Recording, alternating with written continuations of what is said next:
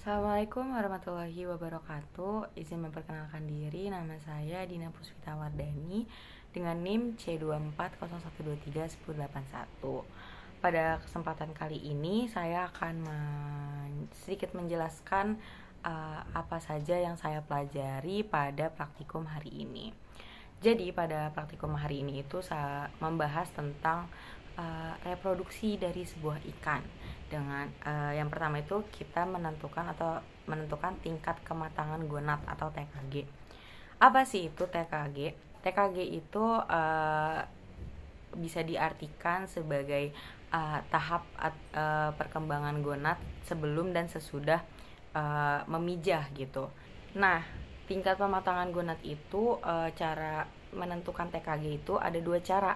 Yang pertama secara morfologis, yang kedua secara histologis. Apa sih secara morfologis dan apa sih secara histologis itu? Kalau secara morfologis itu secara singkatnya kita bisa dilihat pakai mata kita sendiri dengan cara kita melihat saja. Gonadnya ada bintik-bintik, udah mulai kelihatan bintik-bintik, itu berarti TKG 1 bisa dilihat dengan pakai mata kita sendiri. Sedangkan menentukannya dengan cara histologis itu tuh dengan cara kita pakai alat lagi mikroskop. Biasanya kita pakai mikroskop itu kita akan melihat diameter dari si telur ikan tersebut. Nah, tingkat kematangan gonad pada setiap ikan itu berbeda-beda ya teman-teman. Setelah itu ada faktor-faktornya nih, kayak dari faktor dalamnya, dari si dalamnya sendiri ada spesiesnya, umurnya, ukuran, dan sifat fisiologis individu si ikan itu sendiri. Nah, sedangkan dari faktor luarnya itu yang berpengaruh itu kayak ada suhu, setelah itu ada arus, ada makanan, dan kualitas lingkungan perairan daerah di tempat tersebut. Perubahan yang ada di dalam si gonad itu pada setiap kematangannya itu bisa kita lihat atau kita ketahui dalam gonadsomatic index atau indeks kematangan gonad. Nah, IKG itu atau indeks kematangan gonad itu berbanding lurus dengan TKG. Jadi ketika nilai TKG-nya itu besar, maka persentasenya pun akan semakin besar, yang berarti IKG atau indeks kematangan gonadnya juga makin besar. Contohnya kayak semisal gonad pada suatu ikan itu makin besar nih, makin banyak, otomatis ukuran si ikannya itu ukurannya mungkin akan sama, tapi berat si ikan itu akan lebih berat karena terpengaruhi oleh si ukuran gonadnya tersebut. Selanjutnya itu ada yang namanya fekunditas. Fekunditas yang aku tahu itu ada 3. Ada fekunditas mutlak, nisbi, sama fekunditas normal.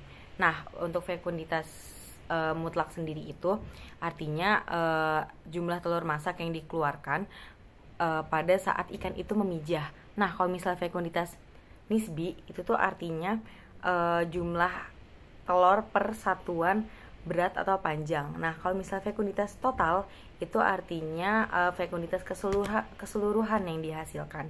Jadi dari selama hidupnya, dari mulai produksi pertama kali sampai dengan si ikan itu memproduksi paling terakhir.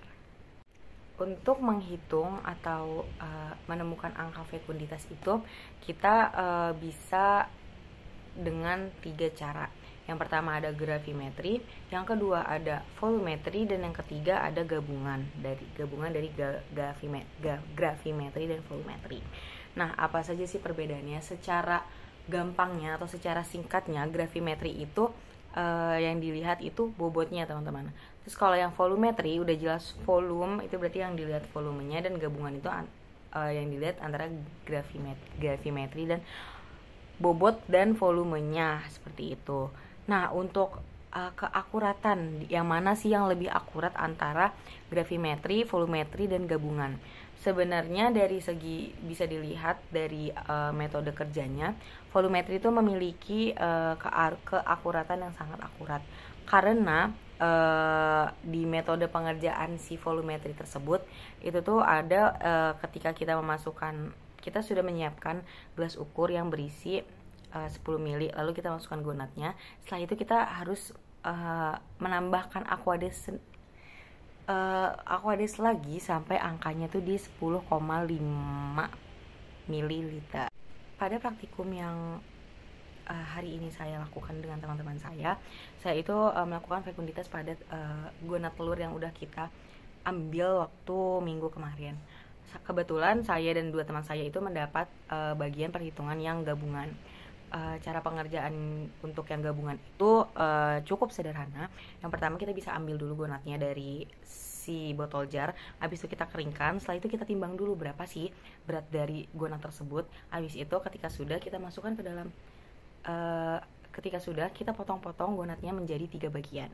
Setelah itu sudah ketemu tuh antara setelah dibagi menjadi 3 bagian, kita kemudian timbang lagi berapa sih berat dari pertama kali dilakukan, yaitu kita ambil gonadnya dulu dari botol jar, habis itu kita tap-tap atau kita keringkan gonad tersebut. Setelah itu kita siapkan Aquades sebanyak 10 ml. Setelah itu gonadnya kita masukkan ke dalam gelas ukur tersebut. Kita lihat perbedaan volume ketika si gonad tersebut sudah masuk ke dalam si Aquades tadi. Setelah itu setelah sudah ambil lagi gonadnya, keringkan, lalu potong menjadi 3 bagian. Setelah itu setelah sudah, kita bisa timbang lagi gonad yang sudah dibagi menjadi 3 bagian tersebut. Setelah itu setelah sudah ditimbang, selanjutnya kita lakukan yang namanya pemburaian. Bagaimana cara melakukannya?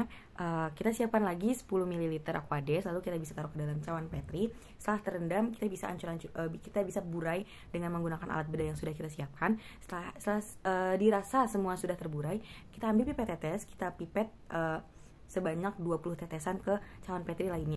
Sekian dari saya, kurang lebihnya mohon maaf. Wassalamualaikum warahmatullahi wabarakatuh.